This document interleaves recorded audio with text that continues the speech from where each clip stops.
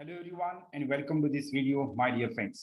तर विद्यार्थी मित्रांनो, मी राहुल नायपडे सर आपल्या सर्वांचं या व्हिडिओमध्ये खूप खूप स्वागत करतो.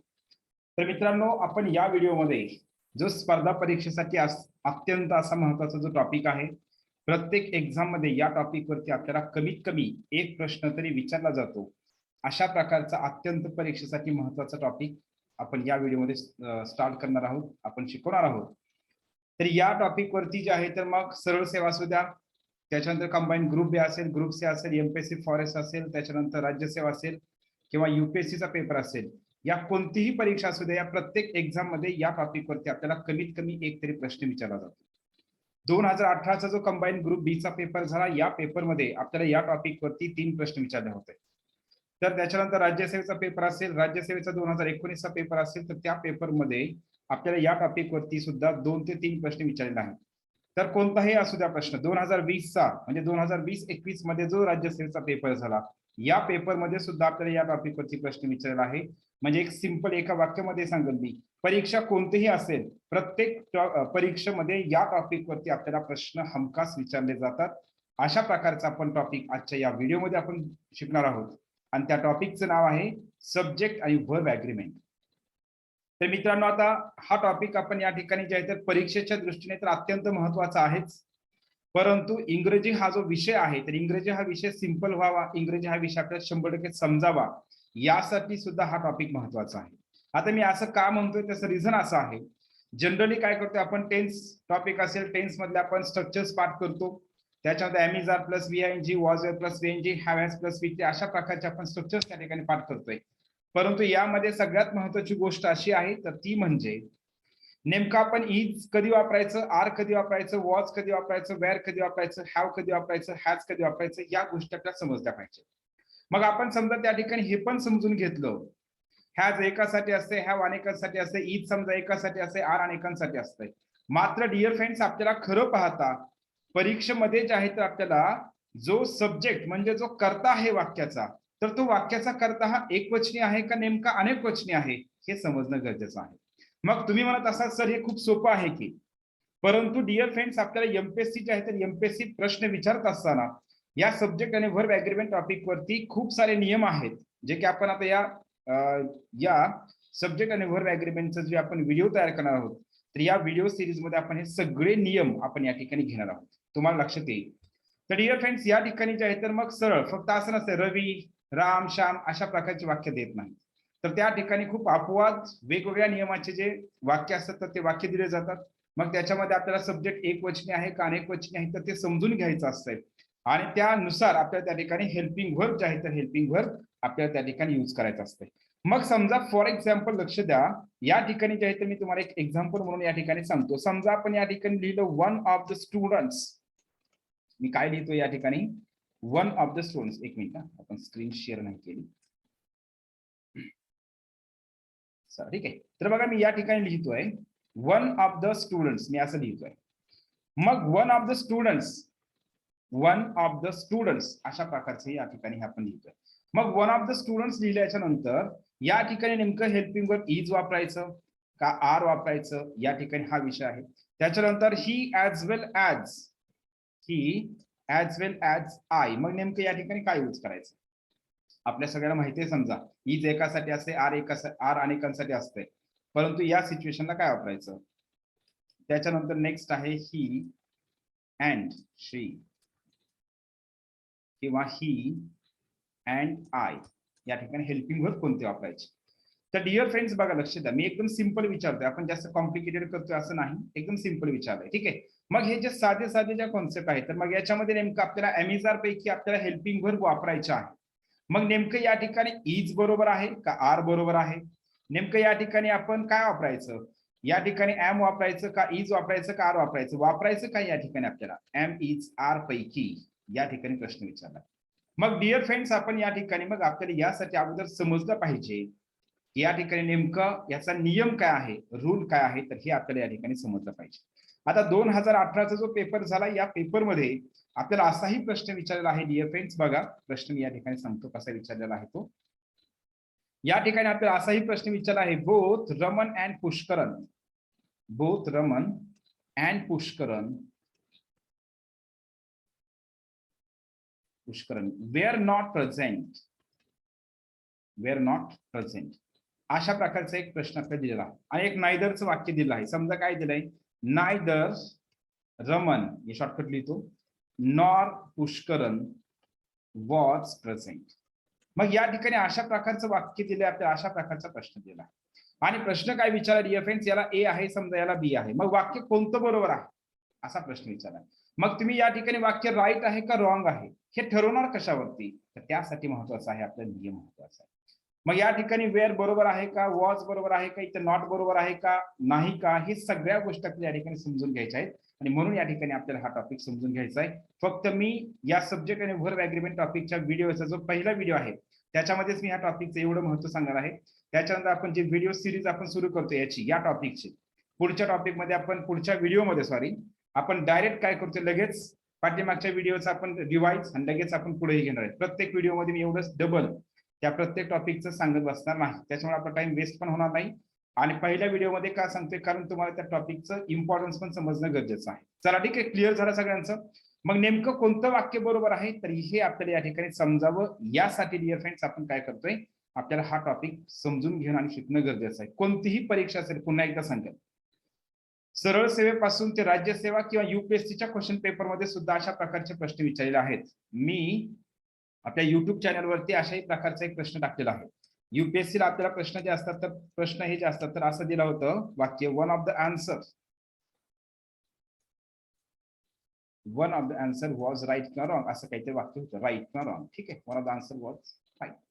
मग या ठिकाणी जे आहे तर आपल्याला युपीएससीला काय असेल डिअर फ्रेंड्स, युपीएससीला जे आहे तर युपीएससी ऑप्शन दिले जात नाही. युपीएससीला काय असतंय की आपल्याला युपीएससी मध्ये करेक्ट सेंटेन्स करायला सांगतात. 10 प्रश्न विचारतात, 10 मार्काला असतात, 10 वाक्य देतात आणि ते 10 वाक्य जे आहेत, 10 वाक्य आपल्याला करेक्ट करायला सांगतात. म्हणजे जे वाक्य चुकीचं आहे तर त्या वाक्याला आपल्याला काय करायचं असेल, दुरुस्त करायचं असतं. मग हे वाक्य दिलं होतं, मग या वाक्याला दुरुस्त करायला सांगितलं होतं.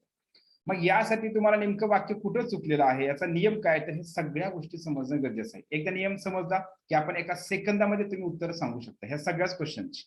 चला ठीक आहे, मग आपण आता या ठिकाणी बेसिक पासून आपण घ्यायला सुरुवात करूया डिअर फ्रेंड्स, बेसिक पासून. चला ठीक आहे, बघा या ठिकाणी जे आहे तर या टॉपिकचं नाव आहे सब्जेक्ट आणि व्हर्ब ॲग्रीमेंट. आता सगळेजण लक्ष द्या व्यवस्थित, आपण एकदम बेसिक पासून आपण सुरू करतोय. सब्जेक्ट अँड व्हर्ब ॲग्रीमेंट नाव आहे याचं, सब्जेक्ट अँड व्हर्ब ॲग्रीमेंट. अत्यंत महत्वाचा असणारा टॉपिक परीक्षेसाठी, ॲग्रीमेंट. ठीक आहे, सब्जेक्ट आणि व्हर्ब ॲग्रीमेंट. चला ठीक आहे, सब्जेक्ट आणि व्हर्ब ॲग्रीमेंट आपण याला म्हणतोय. तर लक्ष द्या, काही पेपरमध्ये किंवा काही पुस्तकामध्ये याचं जे आहे तर आता काही बघा, आपल्याला मुद्दाम थोडं फसवण्यासाठी, आता 2020 चा जो पेपर झाला राज्यसेवेचा, तर त्या पेपरमध्ये काय केलेला आहे, शब्द आपल्याला या ठिकाणी कॉन्कर्ड असं वापरलेला आहे. लक्ष द्या, तर ओल्ड इंग्लिश मध्ये लक्ष द्या, या टॉपिकलाच नाव काय होतं, कॉन्कर्ड असंही म्हणायचं, कॉन्कर्ड. आणि याला दुसरं आणखी एक नाव काय आहे, सिंटॅक्स असंही म्हणतात. लक्ष द्या, काय म्हणतात, सिंटॅक्स असंही म्हणतात. म्हणजे सब्जेक्ट आणि व्हर्ब ॲग्रीमेंट पण म्हणतात, कॉन्कर्ड पण म्हणतात आणि सिंटॅक्स असंही म्हणतात. म्हणजे हे लक्षात ठेवा, इंग्रजीमध्ये प्रत्येक टॉपिकला वेगवेगळे कोणते नाव आहे तर ते पण माहित असणं गरजेचं आहे. चला ठीक आहे, सध्या परीक्षेमध्ये या सगळ्यामध्ये सब्जेक्ट आणि व्हर्ब ॲग्रीमेंट असंच विचारलं जातंय. आपल्याला हे कॉन्कर्ड वगैरे हे जुन्या इंग्लिशमध्ये, ओल्ड इंग्लिशमध्ये होते, परंतु याच्यामध्ये काही मध्ये काय असते, कॉन्कर्ड किंवा काही मध्ये सिंटॅक्स असं या टॉपिकचं नाव आहे. लक्षात आलं सगळ्यांना. तर आता समजून घ्या, आता या टॉपिकचं नाव झालं. आता आपण याला समजून घेऊ की नेमकं सब्जेक्ट म्हणजे काय आहे आणि व्हर्ब ॲग्रीमेंट म्हणजे काय. या ठिकाणी लक्ष द्या डिअर फ्रेंड्स, वाक्याचा जो कर्ता आहे, वाक्याचा जो कर्ता आहे तर त्या कर्त्यानुसार आपल्याला जे व्हर्ब वापरायचं आहे त्याला आपण म्हणतोय सब्जेक्ट आणि व्हर्ब ॲग्रीमेंट. मग वाक्याचा कर्ता एक वचनी आहे का अनेक वचनी आहे, वाक्याचा कर्ता एक वचनी असेल तर हेल्पिंग व्हर्ब कोणतं वापरायचं, या संदर्भातला हा नियम आहे. ठीक आहे, आता याच्यामध्ये आणखी एक गोष्ट महत्वाची लक्ष द्या, सब्जेक्ट आणि व्हर्ब ॲग्रीमेंट मध्ये सब्जेक्ट म्हणजेच कर्ता. आता या ठिकाणी जो वाक्याचा कर्ता आहे तर त्याला आपण म्हणतोय सब्जेक्ट. ज्याच्याबद्दल बोललं जात आहे, लक्ष द्या, ज्याच्याबद्दल बोललं जात आहे त्याला काय म्हणायचंय, सब्जेक्ट. आणि व्हर्ब म्हणजेच काय, क्रियापद. व्हर्ब म्हणजेच या ठिकाणी क्रियापद. ओके, व्हर्ब क्रियापद. आता याच्यामध्ये जे आहे ते लक्ष द्या, सब्जेक्ट म्हणजे कर्ता, व्हर्ब म्हणजे या ठिकाणी लक्षात ठेवायचे क्रियापद. मग आता लक्ष द्या, या ठिकाणी जे कर्ता याची डेफिनेशन काय, जो क्रिया करतो तो. परंतु आता या टॉपिक साठी लक्षात काय ठेवायचंय, ज्याच्याबद्दल बोललं जातंय त्याला आपण या ठिकाणी म्हणतोय सब्जेक्ट, ज्याच्याबद्दल बोललं जातंय ते. ठीक आहे. आणि वर म्हणजेच या ठिकाणी क्रियापद आपण त्याला म्हणतोय. वर म्हणजेच क्रियापद. आता या टॉपिकसाठी लक्ष द्या. वर्ब हा जो टॉपिक आहे तर वर्ब हा टॉपिक परीक्षेमध्ये आपल्याला खूप महत्वाचा आहे. वर्बचे खूप सारे टाईप आहेत. वर्बचे ट्रान्झिटिव्ह वर्ब असेल, इंट्रान्झिटिव्ह वर्ब असेल, फायनाइट असेल, नॉन फायनाइट असेल, कोपिला वर्ब असेल, स्टेटिव्ह वर्ब असेल, डायनामिक वर्ब असेल, finite verb, non finite verb, lexical verb, auxiliary verb, हे असे टाइप्स आहेत. परंतु या टॉपिकसाठी आपल्याला हे सगळे टाईप महत्वाचे नाही. या टॉपिकसाठी आपल्याला फक्त दोनच टाईप महत्वाचे. तर आपण काय करू, एक स्टेप बाय स्टेप आपण डिअर फ्रेंड जाऊ. वर्ब टॉपिक शिकवताना मी नंतर हे सगळं आणखी घेणार आहे, ह्याचे सगळे टाइप्स. आता लक्ष द्या या टॉपिकसाठी काय महत्वाचं आहे. तर आपल्याला आणखी एक गोष्ट आहे, लक्ष द्या. बेसिक एक आपण या ठिकाणी क्लिअर करू. लक्ष द्या, सब्जेक्ट आणि प्रेडिकेट आणि प्रेडिकेट असंही आपण त्याला म्हणतोय, सब्जेक्ट प्रेडिकेट. तर आता लक्ष द्या, सब्जेक्ट एक साधा आणि सिंपल. तुम्हाला डिपार्टमेंट पीएसआय एका डिपार्टमेंट पीएसआयच्या पेपरमध्ये आपल्याला प्रश्न विचारलाय, याचं प्रेडिकेट कोणतं म्हणून. तर आता नेमकं सब्जेक्ट म्हणजे नेमकं काय करता. सब्जेक्ट म्हणजेच काय करता आणि प्रेडिकेट म्हणजेच लक्ष द्या डिअर फ्रेंड्स, प्रेडिकेट जे आहे तर आपण त्याला विधेय म्हणतोय. मग याच्यामध्ये जे आहे तर प्रेडिकेट म्हणजेच या ठिकाणी लक्ष द्या डिअर फ्रेंड्स, जो करता सोडून, लक्ष द्या, करता सोडून राहिलेला, म्हणजे या ठिकाणी मी काय करतोय ओळखण्यासाठी सांगतो ना, डेफिनेशन काय सांगतोय, करता सोडून राहिलेला वाक्याचा भाग, वाक्याचा भाग म्हणजे त्याला काय म्हणतोय आपण, प्रेडिकेट. एकदम साधा आणि सिंपल लक्षात ठेवायचं. सब्जेक्ट करता आणि प्रेडिकेट म्हणजेच काय, करता सोडून राहिलेला वाक्याचा भाग, त्याला म्हणायचे प्रेडिकेट. आता लक्ष द्या सगळेजण, या ठिकाणी एकदम सिंपल आपण अगोदर वाक्य घेऊ आणि त्याच्यानंतर तुम्हाला म्हणजे डिपार्टमेंट पीएसआयच्या पेपरमध्ये प्रश्न कसा विचारलाय ते पण आपण या ठिकाणी घेऊ. दे आर प्लेइंग क्रिकेट नाव. समजा या ठिकाणी वाक्य, दे आर प्लेइंग क्रिकेट नाव. मग या ठिकाणी डिअर फ्रेंड्स, वाक्याचा कर्ता कोण आहे, दे. वाक्याचा कर्ता जो आहे तर वाक्याचा कर्ता कोण आहे, या ठिकाणी दे हा वाक्याचा कर्ता आहे. आणि कर्ता सोडून जो राहिलेला जो पार्ट आहे तर या पार्टला काय म्हणायचं आहे डिअर फ्रेंड्स, प्रेडिकेट म्हणायचं आहे. काय म्हणायचं, प्रेडिकेट. याला म्हणायचंय प्रेडिकेट. लक्षात आले सगळ्यांना. त्याच्यानंतर आता समजा वाक्य आहे बघा, वाक्य काय आहे, नवीन एक वाक्य घेतो आणखी या ठिकाणी. The basket of apples and pears, the basket of apples and pears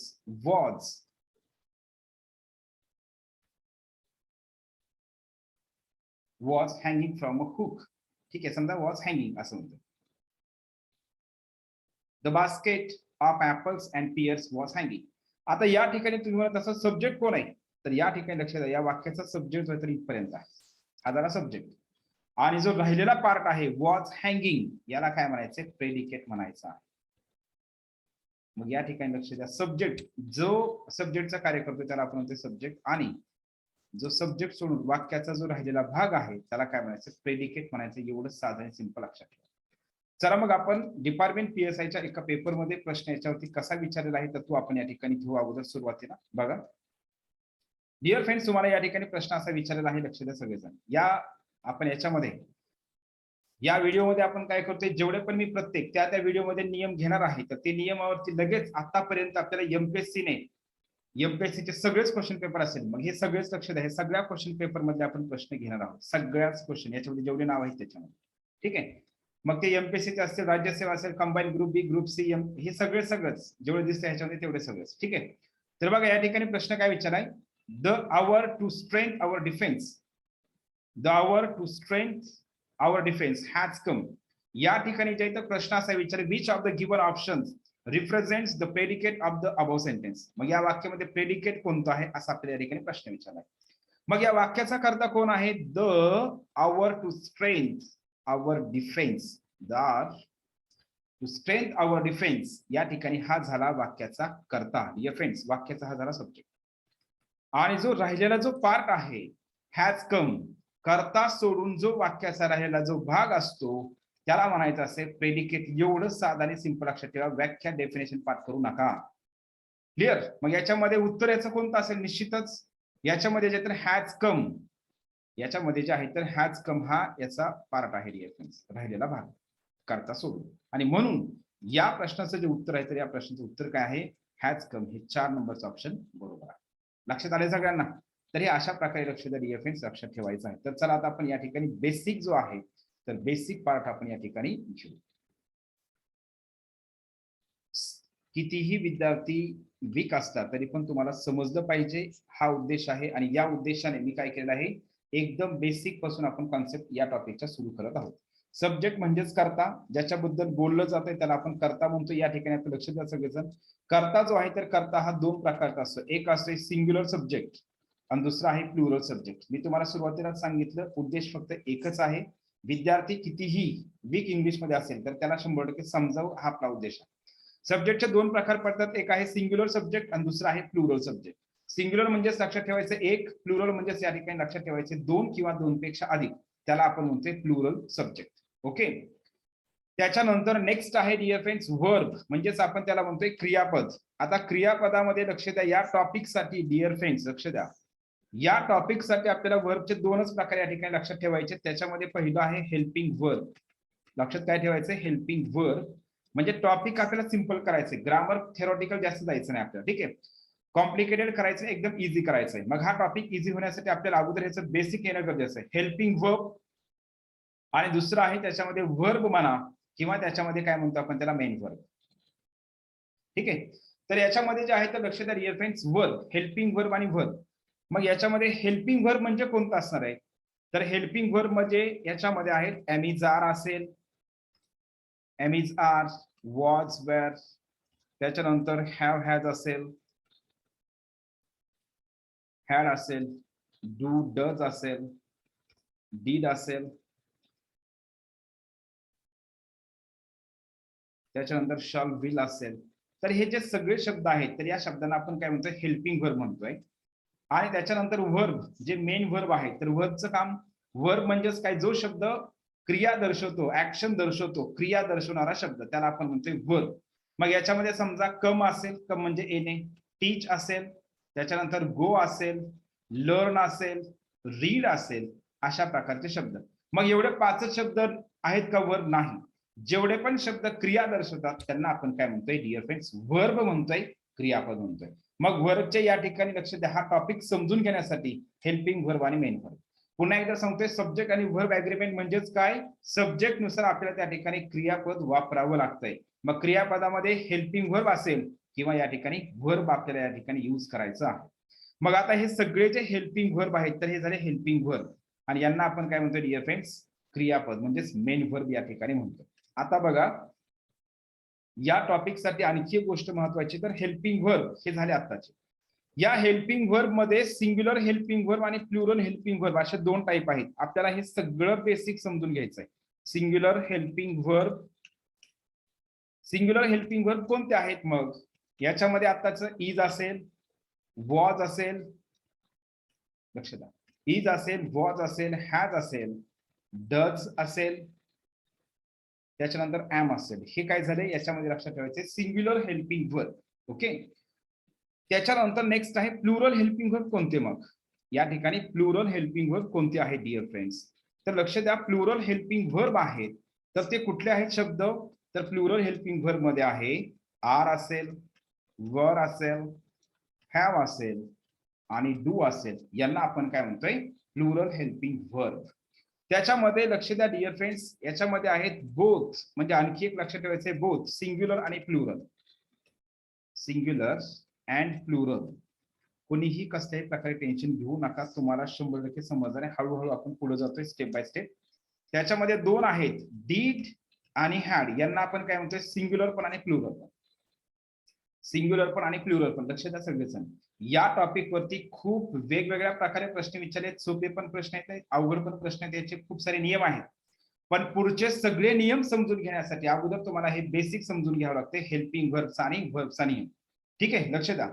मग सिंग्युलर हेल्पिंग वर्ब इज आहे, वॉज आहे, हॅज आहे, डज आहे, त्याच्या प्लुरल मध्ये आर आहे, वर आहे, हॅव आहे, डू आहे. आणि प्लुरल हेल्पिंग वर्ब म्हणजे दोन्ही पण, सिंग्युलर पण आणि प्लुरल पण, डीड आणि हॅड. यांना आपण सिंग्युलर पण यूज करतोय आणि यांना आपण प्लुरल सुद्धा आपण यूज करतोय. तर अशा प्रकारे हे झाले हेल्पिंग वर्ब्स. ओके. त्याच्यानंतर आता तुम्ही मग तसं तुम्ही लिहिताना शाल पण लिहिलं होतं, विल पण लिहिलं होतं, त्याचं काय ते पण सांगतो, लक्ष द्या सगळेजण. आता याच्यामध्ये आपण सेपरेट आणखी एकदा या ठिकाणी काय करू, लक्ष द्या. एम इज आर हे जरी सिंग्युलर प्लुरल केलं असलं तरी पण याच्यामध्ये काय असतात, अपवाद असतात. मी जे आता ह्याच्यामध्ये सांगतो हे बेसिक लक्षात ठेवायचंय. नंतर इथं इजच कसं काय आलं, तिथं आरच कसं काय आलं, तर हे असं करू नका. तर तुम्ही हा व्हिडिओ एकदम व्यवस्थित लक्ष देऊन काळजीपूर्वक या ठिकाणी पाहणं गरजेचं आहे आणि लिहून पण घेणं गरजेचं आहे. तर याच्यामध्ये लक्ष द्या, एम इज आर पैकी आपण जे आहे तर आय साठी फक्त आणि फक्त आय साठीच आपण काय करतोय, एम वापरतोय. आय सोबत आपण एम वापरतोय. बाकीच्यांसाठी लक्ष द्या, इज हे जे आहे तर इज हे सिंग्युलर आहे. इज काय करतोय आपण, सिंग्युलर वापरतोय. आणि आर काय करतोय आपण, प्लुरल वापरतोय. आता लक्ष द्या, प्लुरल म्हणजेच काय, दोन किंवा दोन पेक्षा अधिक. ते प्रथम पुरुषी, द्वितीय पुरुषी, तृतीय पुरुषी असत्या भानगडीत सध्या पडू नका. तुम्ही फक्त एकच लक्षात ठेवा, एक वचन अनेक वचन. ठीक आहे. तर ते प्रथम पुरुषी द्वितीय पुरुषी करण्यामध्येच विद्यार्थ्यांचं एकतर खूप मोठं कन्फ्युजन होतंय आणि त्यांना लक्षात येत नाही की प्रथम पुरुष काय द्वितीय पुरुष काय. ते आपण नंतर ग्रामरच्या बेसने आपण ते घेऊ, नंतर काय अडचण नाही. फक्त या टॉपिकसाठी सध्या एवढंच लक्षात ठेवा, सिंग्युलर आणि प्लुरल. क्लिअर सगळ्यांचं. तर आता याच्यामध्ये लक्ष द्या, एक अपवाद आहे. अपवाद कोणता आहे किंवा एक्सेप्शन काय आहे, अपवाद असा आहे, लक्ष द्या. यू सोबत, यू जे आहे तर यू या ठिकाणी लक्षात ठेवायचंय, यू दोन असतात. एक असते सिंग्युलर यू आणि दुसरं असते प्लुरल यू. म्हणजे आपण यू हे जे प्रोनाउन आहे तर एकासाठी पण वापरतोय, अनेकांसाठी पण वापरतोय. फक्त अपवाद याच्यामध्ये एवढा आहे, तर तो म्हणजे कोणता, यू हे एकासाठी असू द्या किंवा अनेकांसाठी असू द्या, यू सोबत नेहमी आरच वापरायचंय. यू सोबत कधीही इज वापरायचं नाही. म्हणजे या ठिकाणी लक्ष द्या, फॉर एक्झाम्पल मी या ठिकाणी असं लिहील, यू, त्या ठिकाणी वाक्य लिहितो, you are a student. You are a student म्हणजे या ठिकाणी यू एकच आहे तरी पण मी आरच वापरतोय. आणि या ठिकाणी मी लिहितोय यू आर स्टुडंट्स, या ठिकाणी अनेक आहे तरी पण आपण आरच करतोय. तर यू सोबत एक लक्षात ठेवायचं, याला म्हणून म्हणतोय आपण अपवाद. यू सोबत नेहमी आर वापरायचं. यू सोबत नेहमी आर वापरलं जातं, हे लक्षात ठेवायचं आहे. ओके. एक वचन असो किंवा अनेक वचन असो. आपण एकदम स्टेप बाय स्टेप जातोय. ठीक आहे, लक्ष द्या. नंतर आहे नेक्स्ट हॅव आणि हॅज. या हॅव आणि हॅज मध्ये नेमकं हॅव कधी वापरायचं आणि हॅज कधी वापरायचं, तर लक्षात ठेवायचं आहे डिअर फ्रेंड्स. हॅव जे आहे तर हॅव हे अनेकांसाठी वापरायचंय आणि हॅज जे आहे तर हॅज हे एकासाठी वापरायचंय. हॅव अनेकांसाठी, हॅज एकासाठी. इथं सुद्धा अपवाद आहे. हे मी इथंच का लिहून देतोय, कारण नंतर विद्यार्थी काय करतात, ह्या बेसिक गोष्टीला निग्लेक्ट करतात आणि नंतर पुढे काय होतात, कन्फ्युज होतात. नेमकं इथं हॅव पाहिजे का हॅज पाहिजे. तर आय आणि यू, पुन्हा एकदा सांगतोय, आय आणि यू हे एक वचनीच आहेत तरी सुद्धा या ठिकाणी आय आणि यू साठी नेहमी काय करायचं, हॅवच वापरायचंय, हॅज वापरायचं नाही. हा नियम आहे. आणि याला अपवाद तुम्ही म्हणत असाल, अपवाद काय लिहिताय नेमकं. अपवाद म्हणजेच काय, नियम आपला काय सांगतोय, दोन साठी, दोन किंवा दोन साठी हॅव वापरतोय आणि अनेकांसाठी सॉरी एकासाठी आपण हॅज वापरतोय. पण आय आणि यू जरी एक वचने असलं तरी पण या ठिकाणी हॅवच वापरायचं, म्हणजे हे नियमाच्या विरुद्ध आहे. म्हणून लक्षात काय ठेवायचंय, आय यू हॅवच वापरायचं, तिथं हॅज वापरायचं नाही. चलो ठीक आहे. नेक्स्ट बघा या ठिकाणी, हे मी सगळे नंतर जेवढे पण प्रोनाउन आहेत, जेवढे पण हेल्पिंग वर्ब आहेत, तर ते हेल्पिंग वर्ब आपण प्रोनाउन सोबत मी वापरून सुद्धा दाखवणार आहे कशा प्रकारे वापरायचं. फक्त आपण स्टेप बाय स्टेप एक एक कॉन्सेप्ट आपण या ठिकाणी पुढे घेऊ. वॉच जे आहे तर वॉच हे एकासाठी वापरतात, वेअर जे आहे तर अनेकांसाठी वापरतात. इथं पण तसाच अपवाद आहे. अपवाद म्हणजेच एक्सेप्शन, तर तो आहे यू सोबत नेहमी वेअर वापरायचं. इथं का कशामुळं काहीच डोक्यामध्ये घ्यायचं नाही. यू सोबत नेहमी काय करायचं, वेअर वापरायचं, वॉज वापरायचं नाही. यू जरी एक वचने असेल पण यू सोबत वेअरच वापरायचं. क्लिअर. चला ठीक आहे, नेक्स्ट बघू आपण या ठिकाणी. मग याच्यामध्ये नेक्स्ट आहे शल आणि विल. शल आणि विल जे आहे तर याच्यामध्ये लक्षात ठेवायचंय, शल जे आहे तर हे आय आणि वी साठी वापरतात आणि विल जे आहे तर विल हे बाकीच्या सर्व प्रोनाउन सोबत आपण यूज करतोय. मग ते सिंग्युलर असू द्या, सिंग्युलर असू द्या किंवा प्लुरल असेल, सगळ्यांसोबतच आपण काय करतोय, सिंग्युलर असो किंवा प्लुरल असो, यासाठी आपण काय करतोय, लक्ष द्या, आपण विल वापरतोय. कुठलंही असेल, सिंग्युलर असू द्या किंवा प्लुरल प्रोनाउन असू द्या, त्या ठिकाणी आपण जे आहे तर त्या ठिकाणी आपण विल वापरतोय. फक्त आणि फक्त आय आणि वी साठी वापरतोय आपण शाल. आता आय आणि वी सोबत सुद्धा आपण विल वापरू शकतोय. तर तो अपवाद नियम काय आहे, तर आपण ते मॉडल ऑब्झर्व्ह वर्ब या टॉपिक मध्ये आपण घेणार आहोत. आता इथं सध्या लगेच आपण अपवाद घेत बसायचं नको, कारण त्याच्यामध्ये काय होते नंतर कन्फ्युजन होईल. आपण हा टॉपिक एकदम प्युअर या टॉपिकवरतीच फोकस करू, म्हणजे आपल्या काय होते कॉन्सेप्ट क्लिअर होतील चांगल्या प्रकारे. चला ठीक आहे, नेक्स्ट बघू आपण डिअर फ्रेंड्स. या ठिकाणी बघा डू आणि डज आहे. डू आणि डज याच्यामध्ये पण सेम तसंच हॅव आणि हॅज सारखंच. इथं डू जे आहे तर अनेकांसाठी वापरायचे आणि डज जे आहे तर डज हे एकासाठी वापरायचे. जसं हॅव आणि हॅज मध्ये काही जणांना कन्फ्युजन होतं ना, आय सोबत आपण हॅव वापरतोय, मग हॅव हे मग एकासाठीच वापरलं जातंय काय की असं त्या ठिकाणी फील होतं, परंतु तसं नाही. आय आणि यू सोबत आपण हॅव वापरतोय, तसंच आय आणि यू सोबत आपण डू वापरायचे. जरी डू आपण अनेकांसाठी वापरत असतो तरी सुद्धा आय साठी आणि यू साठी नेहमी डू वापरतात, डज वापरत नाहीत. आणि बाकीचे मात्र मग करता एकवचनी असला की त्या ठिकाणी डज 100% आलंच पाहिजे. चला ठीक आहे, हे झालं आपलं या ठिकाणी क्लिअर. त्याच्यानंतर नेक्स्ट आहे डीड. आता डीड तर आपल्या सगळ्यांना समजलंयच. डीड आपण काय करतोय, एकासाठी पण वापरतोय आणि अनेकांसाठी पण वापरतोय, हे लक्षात ठेवा. त्याच्यानंतर हॅड जे आहे तर हॅड पण आपण काय करतोय डिअर फ्रेंड्स, हॅड सुद्धा आपण एकासाठी पण वापरतोय आणि अनेकांसाठी सुद्धा आपण हॅड जे आहे तर हॅड हे वापरतोय, हे लक्षात ठेवायचं आहे. चला ठीक आहे, तर हे अशा प्रकारे आपलं हे झालं बेसिक क्लिअर. मी आता हे नंतर सगळं लिहून देणार आहे तुम्हाला, एक वचन काय अनेक वचन काय सगळंच. ठीक आहे, आता लक्ष द्या. आपण या ग्रामरच्या भाषेमध्ये आपण याला काय म्हणतोय, कारण आपल्याला हे सगळ्या गोष्टी परीक्षेच्या लेवलनी घ्यायच्या. नुसतं आपल्याला बेसिक मनाला एमपीएससीचा क्लास म्हणायचा आणि बेसिक एवढं झालं झालं असं करायचं नाही. मी तुम्हाला आता जो पहिल्या सुरुवातीला जे दाखवलं ना पेज, त्या पेजवरती जेवढे पण आतापर्यंत एमपीएससीने 1984 पासून ते 2020 पर्यंत कालचा राज्यसेवेचा जो पेपर झाला तिथपर्यंत सगळेच क्वेश्चन्स आपल्या या टॉपिकवरती आपण केले. टॉपिक वाईज क्वेश्चन्स आहेत, त्याच्यामुळे तुम्ही काही काळजी करू नका. हे सगळे क्वेश्चन्स मी स्वतः टाईप केले आहेत, हे सगळे क्वेश्चन्स मी रीड केलेले आहेत. त्याच्यामुळे कोणत्या टॉपिकवरती कोणत्या नियमावरती प्रश्न कसा विचारला आहे हे सगळं माहित आहे. त्याच्यामुळे आपण हे सगळ्या गोष्टी आपण घेणार आहोत. ओके चला ठीक आहे, नेक्स्ट बघू आपण. या ठिकाणी आपल्या परीक्षेच्या दृष्टीने आणखी एक गोष्ट महत्वाची लक्षात ठेवायची आहे, ती म्हणजे आता आपण जेवढे पण हेल्पिंग व्हर्ब्स घेतले तर ते नेमकं हेल्पिंग व्हर्ब्स या प्रोनाउन सोबत कसे वापरायचे आपण या ठिकाणी हे क्लिअर करू.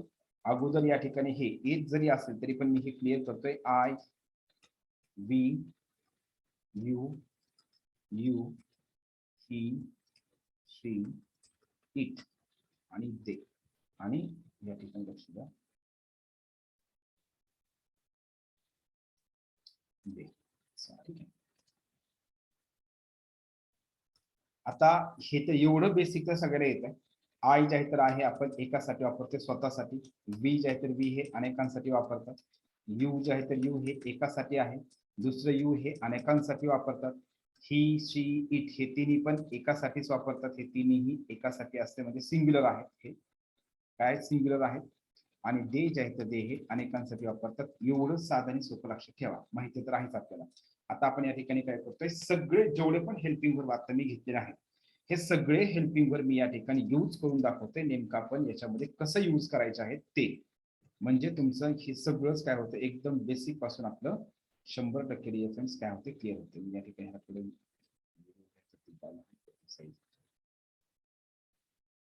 ठीक आहे, बघा आता लक्ष द्या या ठिकाणी रेफरन्स म्हणजे कुठलाही पॉइंट जे आहे तर लक्ष द्या हे बेसिक आहे, परंतु विद्यार्थी काय करतात, ह्यालाच काय करतात निग्लेक्ट करतात, याला दुर्लक्ष करतात आणि नंतर पुन्हा विचार करतात की इथं इज कसं काय आलं सर, इथं वॉज कसं काय आलं सर, इथं हॅव कसं काय आलं सर, तिथं हॅज कसं काय आलं, तिथं हॅव नाही इथं हॅजच यायला पाहिजे, पुन्हा कन्फ्युज होत बसतात. त्यासाठी अगोदर हे कशालाही इंग्लिशमध्ये कमी समजायचं नाही, याला काय करायचं परफेक्टच करा. इथं परफेक्टच झालं पाहिजे, या व्हिडिओमध्ये हे तुमचं परफेक्ट झालं पाहिजे, नंतर पुन्हा हे वाचायची गरज पडली नाही पाहिजे, बेसिक जरी असतं तरी सुद्धा. ठीक आहे, तर लक्ष द्या फ्रेंड्स, मी या ठिकाणी काय करतोय डायरेक्टच लिहितोय. ॲमेझॉन आता लिहित बसत नाही मी याच्यामध्ये. आपण तर घेतलं ना आता ॲमेझॉन कसं वापरायचंय, एकासाठी काय अनेकांसाठी काय आपलं झालंय हे. चला ठीक आहे, तर हे आपण डायरेक्ट या ठिकाणी ॲमेझॉन कसं यूज करायचं हे घेऊ आपण, म्हणजे लक्षात येईल तुम्हाला.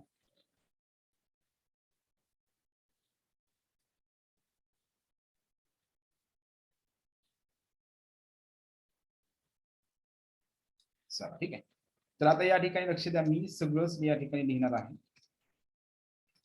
I, we, you,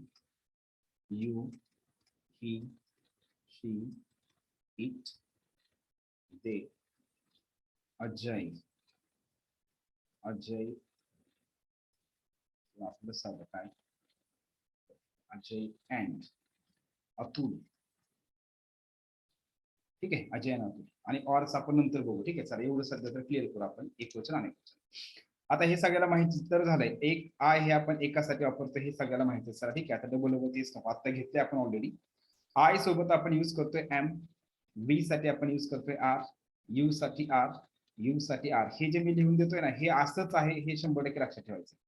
आता हे इज का वापरलं, आर का वापरलं, हे आपलं ऑलरेडी झालेलं आहे या ठिकाणी. चला ठीक आहे, तर I am, we are, you are, he is, she is, it is, they are, Ajay is, आणि अजय आणि अतुल आर. अजय आणि अतुल हे दोघ जण झाले म्हणून आर वापरतो. त्याच्यानंतर नेक्स्ट या ठिकाणी have has. I have, we have. जरी आय एक वचनी असतं तरी आपलं झाले आता, तर त्यासोबत आपण नेहमी काय करतोय, हॅवच वापरतोय. हे मी जे सध्या टेबल लिहून देत आहे, तर तो टेबल असाच आहे, हे अशाच पद्धतीने वापरलं जातंय, हे लक्षात या ठिकाणी ठेवा डिअर फ्रेंड्स. चला ठीक आहे, हॅव. त्याच्यानंतर नेक्स्ट आहे was were. I was, we were, you were, he was, she was, it was, they were, Ajay was, आणि अजय आणि विजय किंवा अजय आणि अतुल वेर. या ठिकाणी do does. I do, we do, you do, he does, she does, it does, they do, Ajay does. Ajay एकटाच आहे म्हणून आपण does वापरतोय, आणि अजय आणि अतुल do. आपण घेतले हे एक वचन काय आणि अनेक वचन काय. त्याच्यानंतर next shall will. I shall, we shall, you will. पुन्हा एकदा सांगतोय मी, आपण आय आणि वी साठी सुद्धा will वापरू शकतोय. ते कसं वापरायचंय, कधी वापरायचंय आणि का वापरायचंय, त्याचा अर्थ काय होतो. 2016चा जो PSI चा पेपर झाला, या पेपरमध्ये आपल्याला विलचं वाक्य दिलं आहे आणि प्रश्न विचारला की या विलच्या वाक्यामधून कशा प्रकारचा अर्थ व्यक्त होतो. सेम तेच वाक्य 2010चा PSI चा जो पेपर झाला, 2016 PSI च्या पेपरमध्ये जे वाक्य दिलं होतं, तेच सेम सेंटेन्स 2010च्या PSI च्या पेपरमध्ये विचारलेलं आहे. तर ते मी सगळं घेईल, तुम्ही काहीही काळजी करू नका, फक्त या ठिकाणी अगोदर एक क्लिअर करू आपण. ठीक आहे, त्याच्यानंतर हे डीड. डीड तर आपण काय करतोय, सर्वांसाठीच आपण काय करतोय बरं घेतोय. ठीक आहे, डीड हे सर्वांसाठीच, एक असो अनेक असो कोणताही असेल तर त्या सगळ्यासाठी काय करतोय आपण, डीड यूज करतोय. सर्वच प्रोनाउन सोबत, सर्वच सब्जेक्ट साठी करता, एक वचने असू द्या किंवा अनेक वचने असू द्या. ठीक आहे, नेक्स्ट हॅड हॅड. याच्यामध्ये पण I had, we had, you had, he had, she had, it had. हे सगळं ठीक आहे, सगळ्यांनाच हॅडच. ठीक आहे, तर हे झालं आपलं या ठिकाणी बेसिक. आता हा टेबल काय करायचंय, कायमस्वरूपी लक्षात ठेवायचं. ह्याच्या सोबत हे असंच आहे. आय सोबत एमच वापरतोय, वी सोबत आर वापरतोय, यू सोबत आर. हे लक्षात ठेवा. याच्यामध्ये पुन्हा एकदा मी सांगल, जे हॅव आहे तर आय आणि यू, म्हणजे आय आणि यू जरी एक वचनी असते तरी पण आपण आय आणि यू सोबत आपण हॅवच वापरतोय, हॅज कधीच वापरत नाही. जरी हॅव हे अनेक वचनी वापरलं जात असलं तरी सुद्धा. इथं पण सेम तसंच आहे. डू आणि डज मध्ये डू पण आपण काय करतोय, नेहमी अनेक वचनीसाठी वापरतोय, परंतु आय आणि यू हे अपवाद आहेत. आय आणि यू जरी एक वचनी असते तरी पण आय आणि यू साठी नेहमी डू वापरायचंय, डज वापरायचं नाही. क्लिअर. चला ठीक आहे, आपलं हे झालं आता या हेल्पिंग वर्ब संदर्भातलं सगळंच. ठीक आहे, नेक्स्ट बघू आपण या ठिकाणी. बघा डिअर फ्रेंड्स, आता आपल्याला थोडंसं परीक्षेच्या दृष्टीने या ठिकाणी पाहायचं. MPSC क्लर्क 2013 या पेपरमध्ये आपल्याला एक याच्यावरतीच एक प्रश्न विचारलेला आहे. तर तो प्रश्न कसा विचारलाय, कॉन्सेप्ट काय आहे, तर ते आपण या ठिकाणी पाहणार आहोत. बघा, तर डिअर फ्रेंड्स, हे जे हेल्पिंग वर्ब आपण आता पाहिले, आताचे जे हेल्पिंग वर्ब पाहिले, तर हे सगळे जे हेल्पिंग वर्ब आहेत तर ते कशाचे रूप आहेत, टू बी, टू हॅव आणि टू डू. हे टू बी असेल, टू हॅव असेल आणि टू डू असेल. या टू बी आणि टू हॅव चे जे हे सगळे आताचे am, is, are, was, were, have, has, had हे सगळे जे हेल्पिंग वर्ब आहेत तर ते हेल्पिंग वर्ब या टू बी, टू हॅव आणि टू डू चे रूप आहेत. आणि या to be to have to do ला काय म्हणतात तर लक्ष द्या, प्रायमरी ऑक्झिलरी व्हर्ब म्हणतात. त्याला काय म्हणतात? प्रायमरी. आपण मी पुन्हा एकदा सांगेल, आपण हे व्हर्ब या टॉपिक मध्ये सगळं डिटेल मध्ये आपण घेणार आहोत. प्रायमरी ऑक्झिलरी व्हर्ब काय असतात, लेक्झिकल व्हर्ब काय असतात, मेन व्हर्ब काय असतात, स्टेटिव्ह काय आहे, डायनामिक काय, ते सगळं घेणार. फक्त आपण सध्या या टॉपिक साठी जेवढ्या कॉन्सेप्ट महत्वाचे तर ते आपण या ठिकाणी घेतोय. टू बी, टू हॅव आणि टू डू ला काय म्हणतात? प्रायमरी ऑक्झिलरी व्हर्ब म्हणतात. हे आपण या ठिकाणी लक्षात ठेवणं गरजेचं आहे. प्रायमरी ऑक्झिलरी व्हर्ब म्हणतात. ठीक आहे. मग याच्यामध्ये लक्ष द्या डिअर फ्रेंड्स, जर समजा आपल्याला हे या ठिकाणी हे पण या ठिकाणी मी लगेच क्लिअर करते, टू बी, टू हॅव आणि टू डू, जर आपल्याला परीक्षेमध्ये जर असा प्रश्न वेगळा असा प्रश्न जर विचारला तर आपल्याला त्याचंही उत्तर आलं पाहिजे. यासाठी मी या ठिकाणी हे पण क्लिअर करतोय लगेच. टू बी चे प्रेझेंट टेन्स मध्ये हेल्पिंग वर्ब कोणते, पास्ट मध्ये हेल्पिंग वर्ब कोणते, जर आपल्याला प्रश्न विचारला तर आलं पाहिजे. यासाठी मी हे पण लिहून लगेच घेतोय डिअर फ्रेंड्स, प्रेझेंट, पास्ट आणि फ्युचर, म्हणजे आपलं काहीच राहिलं नाही पाहिजे. उद्देश हा आहे.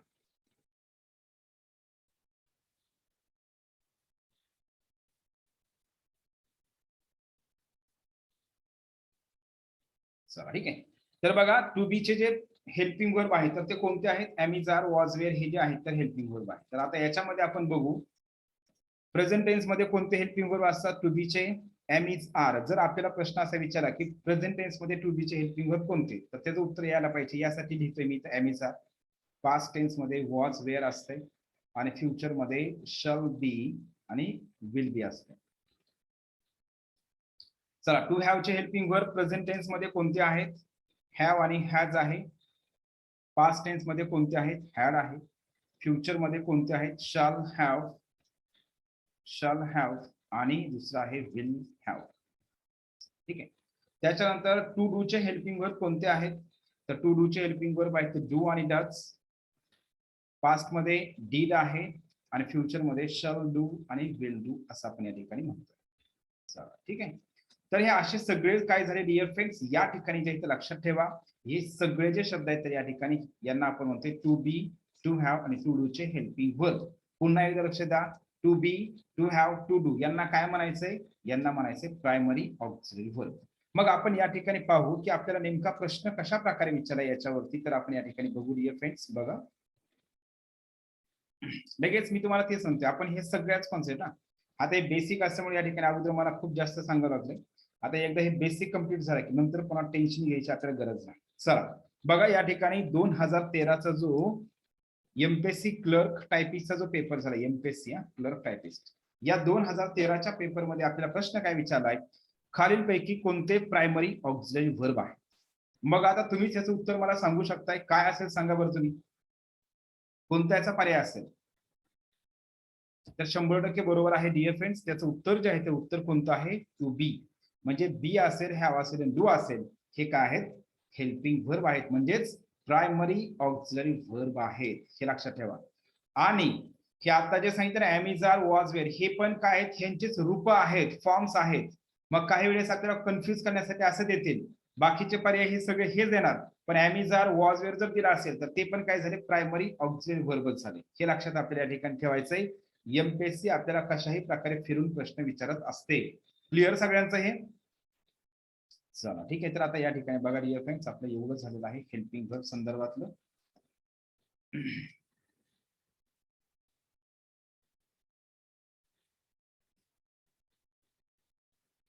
ठीक आहे. तर आपलं हे लक्ष द्या, या टॉपिकचं जे आहे तर या टॉपिकचं आपण इथंच आपण एवढं बेसिक आपण या ठिकाणी घेतलं आहे. तर हेल्पिंग व्हर्ब्स जे आहेत तर हेल्पिंग व्हर्ब्स आपण या ठिकाणी कंप्लीट केलेलं आहे. प्रायमरी ऑक्झिलरी कशाला म्हणायचं हे सगळं आपण या ठिकाणी घेतलेलं आहे. ठीक आहे. आता याच्यामध्ये लक्ष द्या डिअर फ्रेंड्स, पुढे आपण ठीक आहे, आपण याच्यामध्ये आणखी एक पॉईंट इथे लगेच कव्हर करू. मोडल ऑक्झिलरी व्हर्ब ही एक कॉन्सेप्ट आहे. काय? मोडल ऑक्झिलरी व्हर्ब, मोडल ऑक्झिलरी व्हर्ब किंवा मोडल्स म्हणून आपण, ठीक आहे, बदली मोडल ऑक्झिलरी व्हर्ब किंवा त्याला एकदम शॉर्टकट मध्ये काय म्हणतात? फक्त मोडल्स सुद्धा म्हणतात, मोडल्स. ठीक आहे. मोडल्स किंवा मोडल ऑक्झिलरी व्हर्ब कोणते आहेत शब्द हे लक्षात ठेवायचे. कॅन असेल, कुड असेल, शुड असेल, मे असेल, माइट असेल,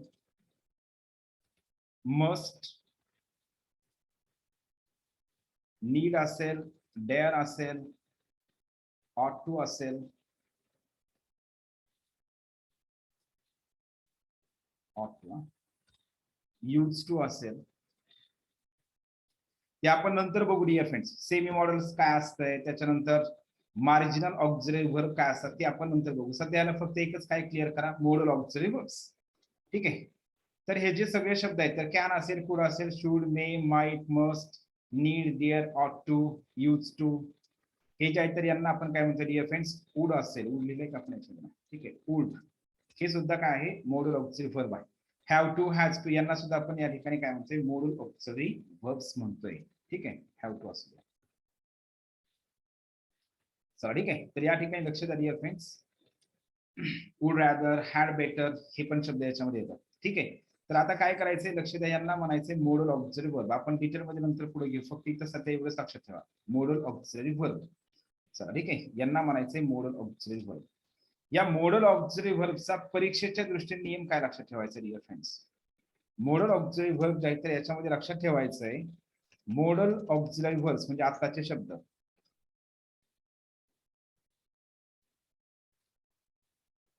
आपण नियम घेऊ.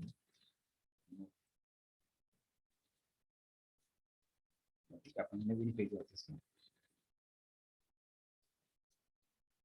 नियम सगळेजण लक्ष द्या, महत्वाचा आहे, खूप एकदम सिंपल. मॉडल ऑक्झिलरी वर्ब नंतर जेवढे पण आता घेतले तेवढ्या साधारणतः त्याच्यामध्ये परफेक्ट यूज काय असते ते आपण पुढे घेऊ. मॉडल ऑक्झिलरी वर्ब नंतर क्रियापदाचे पहिले रूप वापरतात. क्रियापदाचे पहिले रूप म्हणजेच या ठिकाणी लक्षात ठेवायचे V1 वापरतात. काय वापरायचे? V1 वापरायचे. तसेच मॉडल ऑक्झिलरी वर्ब नंतरच्या क्रियापदाला V1 तर वापरायचेच, परंतु त्या क्रियापदाला यस, ईएस आणि आयईएस प्रत्यय वापरू नये, हे पण लक्षात ठेवायचं.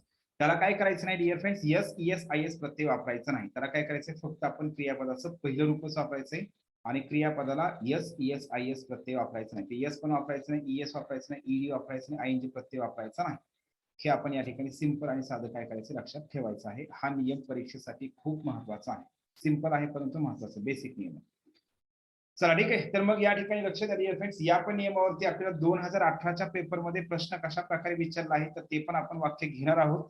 पुढच्या व्हिडिओमध्ये आपण काय करतोय, या टॉपिकचा जो सगळ्यात पहिला जो मेन नियम आहे तर तो पुढचे आपण नियम या ठिकाणी घेणार आहोत. तर या टॉपिकमध्ये या व्हिडिओमध्ये फक्त आपण या ठिकाणी काय केलं, या टॉपिकचं बेसिक क्लिअर केलेलं आहे. पुढच्या टॉपिकमध्ये आपण या टॉपिकचे जे मुख्य 2 नियम आहेत तर ते पुढच्या व्हिडिओमध्ये 2 नियम घेऊ आणि त्या नियमावरती लगेच आपण परीक्षेमध्ये कशा प्रकारे प्रश्न विचारले आहेत तर ते पण या ठिकाणी घेऊ. चालते मग ठीक आहे डिअर फ्रेंड्स, थांबू, कारण आता एकदम माझा उद्देश फक्त एकच आहे, व्हिडिओ जे आहेत आपल्याला व्हिडिओ काय करायचे नाही डिअर फ्रेंड्स, मोठे व्हिडिओ आपल्याला या ठिकाणी करायचे नाही. आपण एकदम हे छोटे छोटे व्हिडिओ करतोय. उद्देश असा आहे की विद्यार्थी काय करतात, तर एक व्हिडिओ जास्त मोठा म्हणलं की पाहत नाही, तर ते मला पण माहित आहे, म्हणून या ठिकाणी आपण काय करतोय, एक एक आपल्याला म्हणजे पार्ट या व्हिडिओमध्ये काय केले आपण, एकदम बेसिक पार्ट या टॉपिकचा कव्हर केलाय. पुढच्या व्हिडिओमध्ये आपण नंतर काय करू, ह्याचे जे रूल्स आहेत तर ते पण घेऊ आणि परीक्षेमध्ये जे प्रश्न विचारले ते पण घेऊ. आणि पुढच्या व्हिडिओपासून या टॉपिकचा इंट्रोडक्शनचा पार्ट किती महत्वाचा आहे, काय महत्वाचा, हा काही विषय होणार नाही. फक्त त्या ठिकाणी आपण काय करतो, लगेच आपण डायरेक्ट पहिल्या सेकंदापासूनच आपण काय करतो डिअर फ्रेंड्स, नियम शिकवायला सुरुवात करणार आहोत. ठीक आहे, थांबू मग. Thank you everybody.